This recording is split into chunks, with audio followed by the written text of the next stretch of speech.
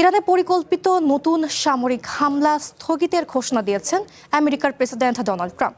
Hormuz প্রণালী সম্পূর্ণ খুলে দেওয়া ও পরমাণু কর্মসূচি পুরোপুরি বন্ধের শর্তেই তেহরানের সাথে দ্রুতই একটি সমঝোতা চুক্তির তাগিদ দিয়েছেন তিনি। তবে ট্রাম্পের দাবি প্রত্যাখ্যান করে যে কোনো আগ্রাসনের কঠোর জবাব দেওয়ার হুঁশিয়ারি দিয়েছে ইরান। ইরান যুদ্ধ শুরুর পর হুমকি দিয়ে পিছু হটার আরও একটি নজির স্থাপন করলেন আমেরিকার প্রেসিডেন্ট ডোনাল্ড ট্রাম্প। সপ্তাহান্তে ইরানের শক্তিশালী হামলার ঘোষণা দিলেও শনিবার তিনি সেই সিদ্ধান্ত থেকে সরে আসার পাল্টা ঘোষণা দেন। দাবি করেন ইরান ও মধ্যপ্রাচ্যের মিত্রদের অনুরোধেই এই সিদ্ধান্ত নিয়েছেন তিনি।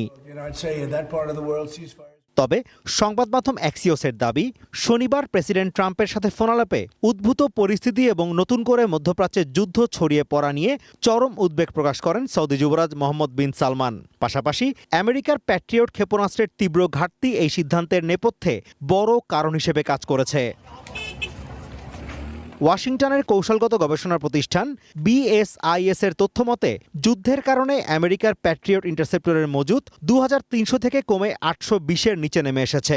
Democrat senator Chris Van Hollen ও জয়েন্ট চিফস অব স্টাফের চেয়ারম্যান জেনারেল ড্যান কেইনও ইন্টারসেপ্টর ঘাটতি নিয়ে গভীর উদ্বেগ প্রকাশ করেছেন।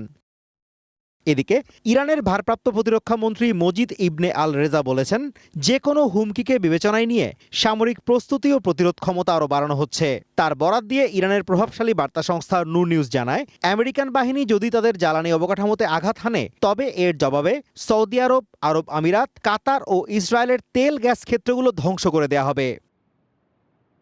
Azimur Rashid Kanak, one international desk.